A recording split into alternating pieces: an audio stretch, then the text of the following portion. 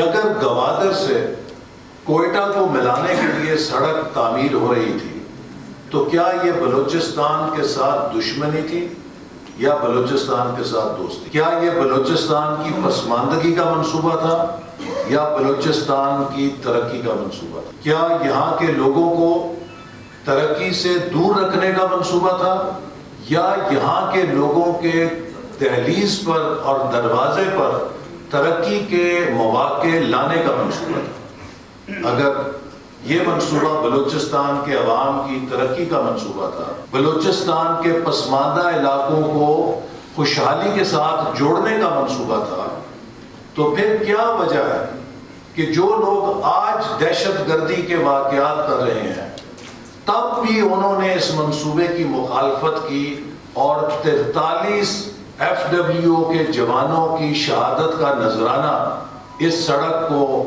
قربانی کی صورت میں ادا کرنا پڑا؟ وہ کیوں اس سڑک پر حملے کر رہے تھے؟ وہ کیوں اس سڑک کو روکنا چاہتے تھے؟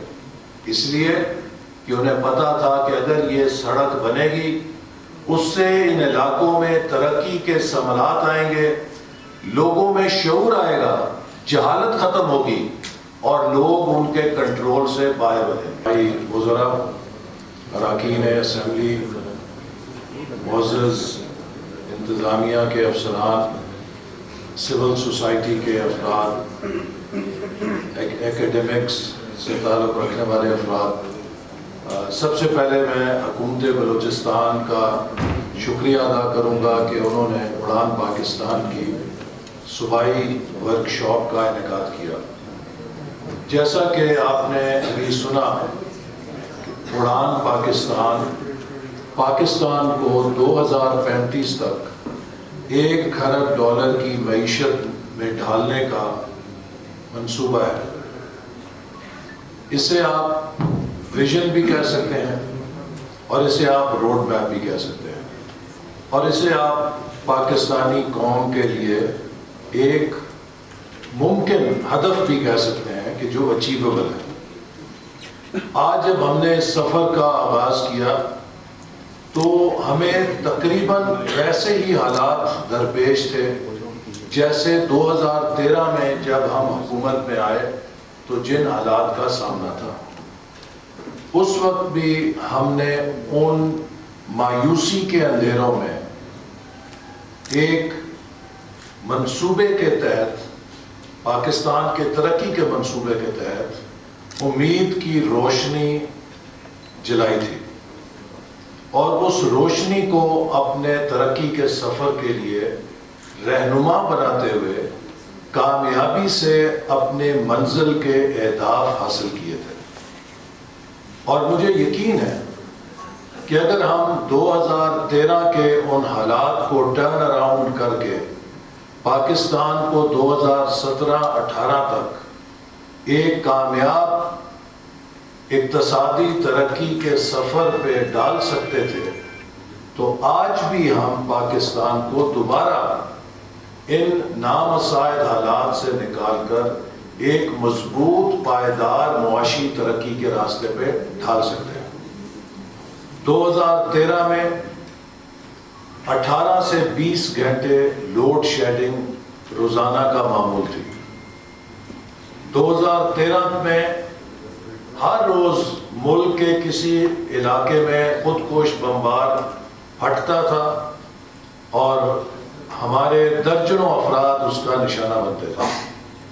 2018 میں کراچی جو ہمارا صنعتی کیپٹل ہے مفلوج ہو گیا تھا اور وہاں پر کوئی شخص روزگار کے لیے باہر نکلتا تھا تو اس کی ماں، بیوی، بہن مسلح پر بیٹھ کے دعا کیا کرتی تھی کہ شام کو وہ خیریت سے گھر لوٹائے۔ جس روز کراچی میں سنگل ڈیجٹ کلنگ ہوتی تھی، لوگ رات 9 بجے خبر نامے میں کہتے تھے آج کراچی میں بڑا امن رہا۔ اسی طرح مجھے یاد ہے کہ میں 2013 میں جب بلوچستان آیا تو یہاں کے لوگوں نے کہا کہ جناب ہماری کوئی سڑک محفوظ نہیں ہے، ہر سڑک کے اوپر ڈاکہ زنی ہوتی ہے، ہمارا کوئی کاروبار محفوظ نہیں ہے، ہر کاروبار کو بھتہ خوری کی دھمکیاں ملتی ہیں اور ہمارے صوبے کے اندر لا اینڈ آرڈر کولیپس کر چکا ہے اور جو ملک دشمن عناصر ہیں وہ بہت تیزی سے اپنی سرگرمیاں تیز کر رہے ہیں. یہ 2013-12 میں جب بھی میں کوئٹہ میں آتا تھا تو یہاں کے لوگوں سے جب ملاقات ہوتی تھی تو وہ یہ فیڈ بیک دیتے تھے. لیکن 2017-18 میں بلوچستان کے اندر مکمل امن بحال ہو چکا تھا. بلوچستان میں کئی ہزار کلومیٹر سڑکوں کے جال وزیر اعظم نواز شریف کی ہدایت پر بچھانے کے لیے منصوبوں پر کام کا آغاز کر دیا گیا تھا. بلوچستان کے اندر ترقیاتی پروگراموں میں صوبائی حکومت کو بھرپور معاونت کی گئی اور ڈیولپمنٹ کو پیس قائم کرنے کا ایک بڑا ذریعہ بنایا گیا جس سے صوبے کے اندر ہمیں نارملائزیشن کرنے میں حالات کو بڑی مدد ملی. بلوچستان میں جو منصوبے اس دور میں بڑے بڑے بنے ان میں مجھے یاد ہے کہ گوادر کا کوئٹہ سے کوئی زمینی رابطہ سڑک کا نہیں تھا. کوئٹہ سے 2013 تک اگر آپ نے گوادر کا سفر کرنا ہوتا تو کم از کم یہ 24 نہیں تو 36 گھنٹے کا سفر تھا جو لوگ اس کچے ٹریک پہ کیا کرتے تھے. ان 3-4 سالوں میں ہم نے 650 کلومیٹر سڑک تعمیر کی اور میں نے اس کی خود نگرانی کی. مجھے یاد ہے کہ ابتدا میں جب اس الائنمنٹ پہ ہم آتے تھے تو کئی 100 کلومیٹر بندہ پرندہ جانور دور دور تک کسی چیز کا نام و نشان نہیں تھا. لیکن FWO نے جب اس سڑک کی الائنمنٹ پہ بلڈوزر چلانے شروع کیے, اس سڑک کی الائنمنٹ زمین سے اوپر اٹھنا شروع ہوئی, تو پھر ہم نے دیکھا کہ اس سڑک کے ارد گرد لوگوں نے اپنی وہ جائیداد جو برسوں سے پڑی ہوئی تھی وہاں 4 دیواریاں کھڑی کرنی شروع کر دیں. انہیں احساس ہوا کہ اب ہمارے اثاثے قیمتی ہونے جا رہے ہیں. پھر جو وہ سڑک بنی وہاں پر مختلف گزرگاہیں اور بسوں کے اڈے اور اسٹیشنز بننے شروع ہوئے اور پھر آہستہ آہستہ وہاں پر جب آمد و رفت بنی تو گوادر, تربت, پنجگور, کلات, کوئٹہ اس پوری بیلٹ کے اوپر اس کی صنعت, زراعت, سماج کی صحت, تعلیم, ہر سہولت کے اوپر اس سڑک نے کنٹریبیوٹ کیا. تو آپ مجھے یہ بتائیے کہ اگر گوادر سے کوئٹہ کو ملانے کے لیے سڑک تعمیر ہو رہی تھی تو کیا یہ بلوچستان کے ساتھ دشمنی تھی یا بلوچستان کے ساتھ دوستی تھی؟ کیا یہ بلوچستان کی پسماندگی کا منصوبہ تھا یا بلوچستان کی ترقی کا منصوبہ تھا؟ کیا یہاں کے لوگوں کو ترقی سے دور رکھنے کا منصوبہ تھا یا یہاں کے لوگوں کے دہلیز پر اور دروازے پر ترقی کے مواقع لانے کا منصوبہ تھا؟ اگر یہ منصوبہ بلوچستان کے عوام کی ترقی کا منصوبہ تھا, بلوچستان کے پسماندہ علاقوں کو خوشحالی کے ساتھ جوڑنے کا منصوبہ تھا, تو پھر کیا وجہ ہے کہ جو لوگ آج دہشت گردی کے واقعات کر رہے ہیں تب بھی انہوں نے اس منصوبے کی مخالفت کی اور 43 FWO کے جوانوں کی شہادت کا نذرانہ اس سڑک کو قربانی کی صورت میں ادا کرنا پڑا؟ وہ کیوں اس سڑک پر حملے کر رہے تھے؟ وہ کیوں اس سڑک کو روکنا چاہتے تھے؟ اس لیے کہ انہیں پتا تھا کہ اگر یہ سڑک بنے گی اس سے ان علاقوں میں ترقی کے ثمرات آئیں گے, لوگوں میں شعور آئے گا, جہالت ختم ہوگی اور لوگ ان کے کنٹرول سے باہر بنیں گے.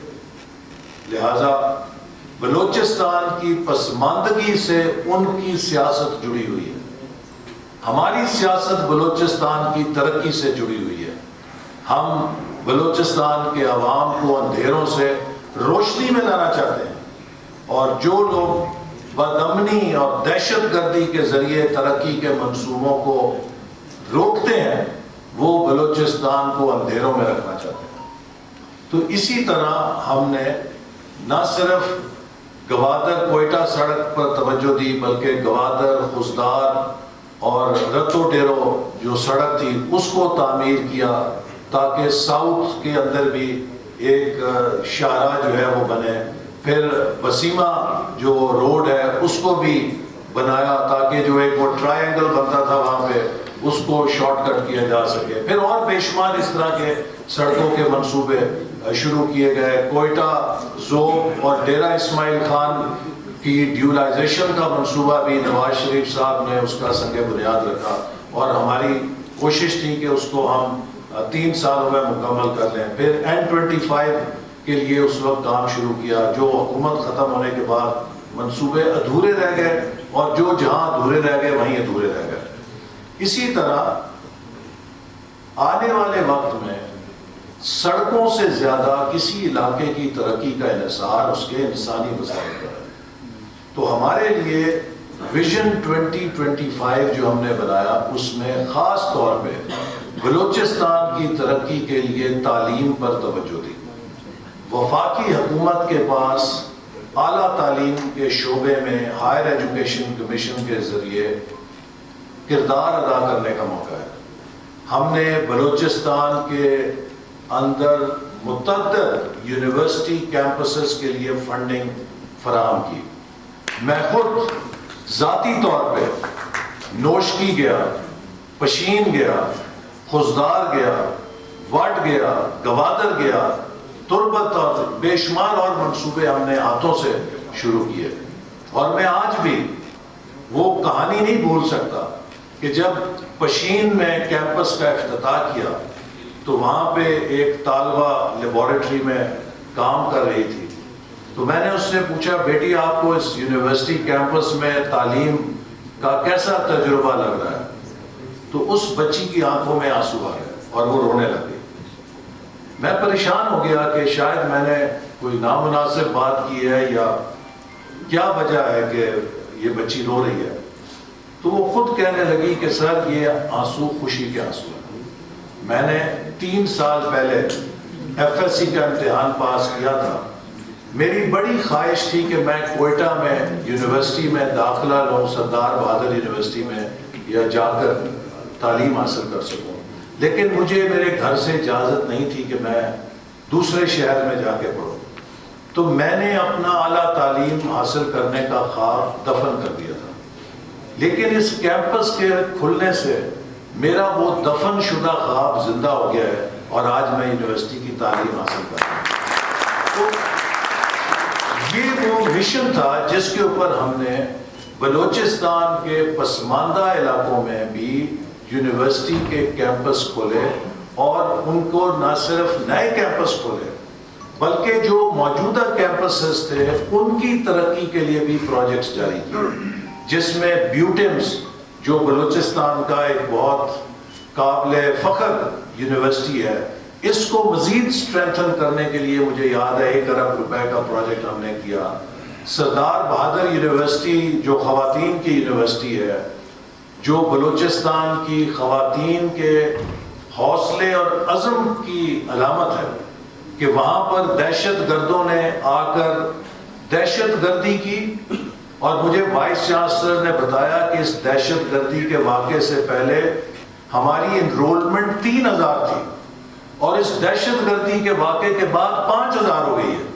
تو بلوچستان کی بچیوں نے ثابت کیا کہ وہ تعلیم کے راستے میں کسی کو رکاوٹ نہیں ڈالنے دیں گی. تو ہم نے سردار بہادر یونیورسٹی کو بھی گراں قدر پروجیکٹ دیا جس سے وہ بچیوں کی تعلیم کے لیے اپنی فیسلٹیز کو ایکسپینڈ کرے. اسی طرح یونیورسٹی آف بلوچستان, اس کو مزید پروجیکٹس دیے تاکہ وہ مائننگ کے اندر, واٹر ریسورسز کے اندر اپنی صلاحیت کو مزید ایکسپینڈ کرے. یونیورسٹیز بیوٹمز کو مسلم باغ اور قلعہ سیف اللہ میں کیمپس بنانے کے لیے پروجیکٹ دیے جن پر بدقسمتی سے 4 سالوں میں کام نہیں ہو سکا جب ہماری حکومت چلی گئی. اسی طرح ڈیرہ مراد جمالی میں غالباً ایک کیمپس ہم نے منظور کیا, سبی یونیورسٹی کا کیمپس منظور کیا. تو تو university of engineering and technology Khuzdar کو نیا پروجیکٹ دیا تاکہ وہ 1 ارب سے شاید قریب پروجیکٹ تھا کہ وہ نہ صرف ایکسپینڈ کرے بلکہ مائننگ کے پروگرام بھی وہاں شروع کرے.